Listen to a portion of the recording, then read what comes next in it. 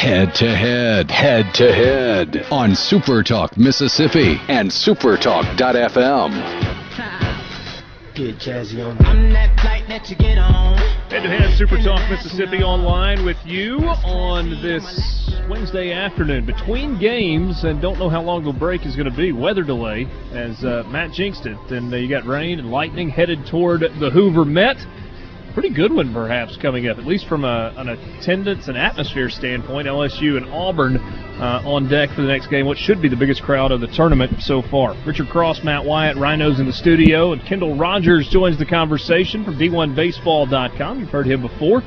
Always good to see you, man. Thanks for coming by and sitting down. Good to see you guys. Kind of one of those strange years. If you'd have told me a few months ago that Mississippi State would finish last in the league and, Ole Miss would be here one day, probably would have taken those odds against that. But, it's been a weird year, and, I think we all kind of saw Ole Miss kind of, and I know they're playing well now, but I think we kind of saw Ole Miss taking a little bit of a step back with the guys they lost. But I'll be honest with you, I thought Mississippi State, as the season progressed, would just get better and better, and instead I thought this team got worse and worse. So they'll be back, but it'll be interesting to see what happens. We were having the discussion yesterday, as you would expect throughout the state of Mississippi, people passionate about college baseball. Sure. It's pretty obvious that no program is, at that level is going to, stand by and kind of watch another year like this one happen. So State wouldn't do that. Mm-hmm. So is a 1-year turnaround from what you had this year on that team to what a lot of people are saying, well, you've got to get yourself back in a regional next year, this 1-year turnaround. Is that fair? Is that a fair expectation? Sure. I'll say this, and I understand that college baseball does have more parity than it ever has had, but when you're a program like an Ole Miss or Mississippi State, and you have a lot of passionate fans, you've got money going into the program, your recruiting budget's going to be good, and Mississippi State does have a good recruiting class. Now, they do have about 6 or 7 guys in their class that could end up signing a pro contract, but they do have a good class. So let's say they get half those guys at school. That's still a pretty good class. And I think it's reasonable when you look at the guys that are coming back, like a Zach Houston, Preston Brown. You look at Dakota Hudson. Dakota Hudson is one of the top pitchers in the country at a high school, and he hasn't really panned out. And then you look at Reed Humphreys in the field. I think those are all guys that you can conceivably look at and go, you know what, they can go out and have strong summers and come back and be really, really good players next year. So, I'm kind of one of those people that I do feel like Mississippi State will be back next year. Do I think they'll be playing for a national championship? Probably not at this point, but how many people 2 years ago thought they'd be playing for a national championship? So you just never know. Yeah. But I will say this, and we can kind of talk about this, but I've had a lot of Mississippi State fans email me and go, "Oh, John Cohen should be fired." Well, let's put it this way, folks. Mississippi State, in what would be considered the greatest era of the program's history, did not even play for a national championship. Yeah. So 2 years removed from playing for the national championship, you're going to run. You're going to say you're going to run the guy off. I mean, I think that's silly talk. Kendall Rogers, D1Baseball.com, really cool site that has grown. Has it met the expectations that you and Aaron and Kyle and Mark and others had for it out of the gate? It really has, and honestly, I'd be pretty honest with you if it didn't. But I think going into it, I think we wanted to create kind of a one-stop shop for college baseball fans, whether it's from a scores component, the standings component, analysis, stories, columns, and I think we've done that. We've got a lot of writers all over the country. Certainly Aaron and I have a lot of experience covering the national perspective, and Mark covering the SEC perspective. It's been a lot of fun. The traffic's been good. Subs are good, and it's been received well. I think everywhere we go around the country, people have talked about the site, and more so than anything, people want the hat. People always want the hat. It is a good hat, and people always want the hat. So it's been fun. Hey, let me ask you this, and I decided earlier today, anybody that we talk to that follows baseball, they're getting this question for the rest of the week. Uh-oh. You are a team that's got a top 5 draft pick next week, or week and a half, whenever it's 2 weeks to the draft. And you've already decided that you want to add a shortstop to your organization.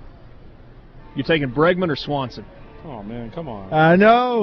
I know your reaction. Hey, and here's the thing. How do you answer that? Okay, so I'll take Swanson is 6'1", 190. I'll take Swanson. Bregman is 6 feet, 186. Here's why I'd take Swanson. I love Alex Bregman. If I could have both of them, I would take both of them in a heartbeat. But I think as a pro, I would take Swanson. I think Swanson is a little bit more fluid in the field. I think for Dansby, I think it looks a little easier. If you watch Alex, he is a high-intensity guy, and there are times when things do catch up with him a little bit. The ball kind of jumps on him a little bit. Now, he's got much better range than people say he does. I mean, when I was covering the A&M LSU series, he went in the hole, made a play that looked like an easy base hit, and he made it look like an easy out. So I love Bregman. I do think Dansby has a little bit more kind of that natural kind of hop in his step, instinct in his step, and he probably has a little bit more home run power. So I would take Dansby, but I almost said a bad word there. I'll take. I would take either one of those guys. I think both. You're not a loser if you're the guy right behind that's got the pick. It's got to go the other route. I'll tell you what, fellas. Who's getting a lot of helium in the scouting arena right now is Carson Fulmer. Yeah. He's a guy that may be working himself in that top 4, top 5 mix. I know the arm action is not great, but he stayed healthy through 3 years at Vanderbilt, and you will not find a guy that is tougher to beat when he's on. When he has that curveball working, fastball, just everything out of his arm is explosive. And so keep an eye on Carson Fulmer as we get closer to the draft here. You're hearing a conversation here in Hoover, at the Hoover Met. Between games, LSU and Auburn coming up. Vandy just beat Missouri. Hearing conversation with Kendall Rogers of D1 Baseball at Kendall Rogers D1 on Twitter. Give him a follow. If you are a college baseball fan, you'll be glad you did that if you haven't already. So I'm going to give you an opportunity to comment on Ole Miss a little bit. You touched on something earlier when you were describing Mississippi State. You said that a lot of people thought Ole Miss might have a little bit of a drop-off with some of the players they lost of that team a year ago. Naturally going to have a drop-off. But here they are with the toughest schedule in the country, a great RPI. They played their best baseball when they had to. They have a great record against teams like Vanderbilt, their best competition. What kind of spotlight does that put on just how consistent Mike Bianco is and that program, but his consistency over the long haul, and then here again going to the postseason, it's pretty doggone impressive.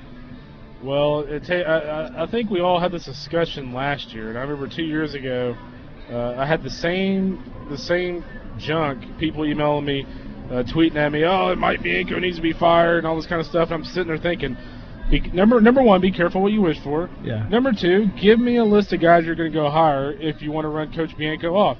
Well, Brian O'Connor, he's not going to Ole Miss. Dan McDonald, you think he's going to leave Louisville to go to Ole Miss after they just, ran Bianco off? Not going to happen. So, I'm kind of with the same situation Mississippi State. If you're going to fire a guy like John Cohen who can play for a national championship, tell me who you're going to hire, and I'll tell you what. I'll tell you if that's feasible or not. So, I think when you look at Mike, though, I thought last year what an amazing coaching job he did. Sure. Here's what I think is impressive, too.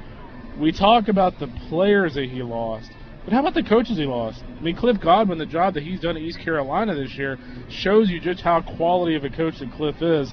They've been able to withstand that this year. I'll say this, though, on Ole Miss moving forward. They've been a little up and down this year, as to be expected. But I do think this is a scary team in a regional, because I think when you look at Christian Trent, a guy that's pitched in a super regional before, and quite frankly, I mean, he was the reason why they got to Omaha. They lose the opening game, and Trent goes out there and pitches his rear end off, and they come back and win that super. So you got a guy like Trent who's been through the battles of a super regional before.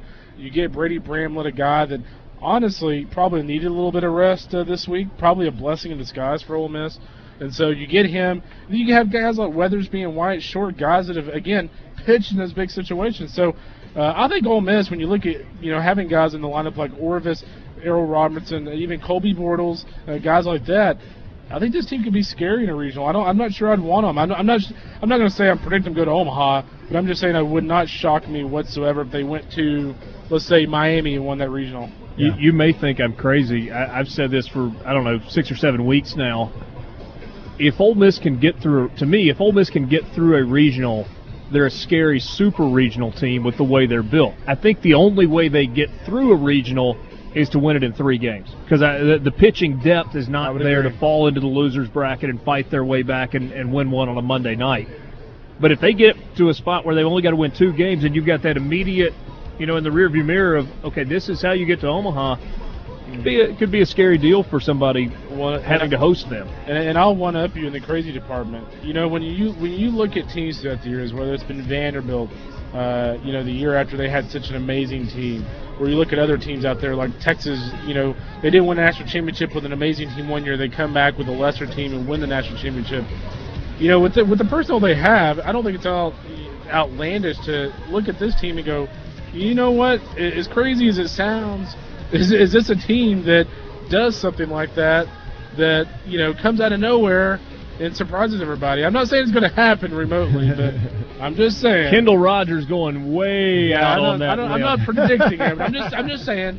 You go look at Vanderbilt after they lost all those studs, and they come back and win the national championship. Head to head, Super Talk Mississippi. Kendall Rogers on your radio.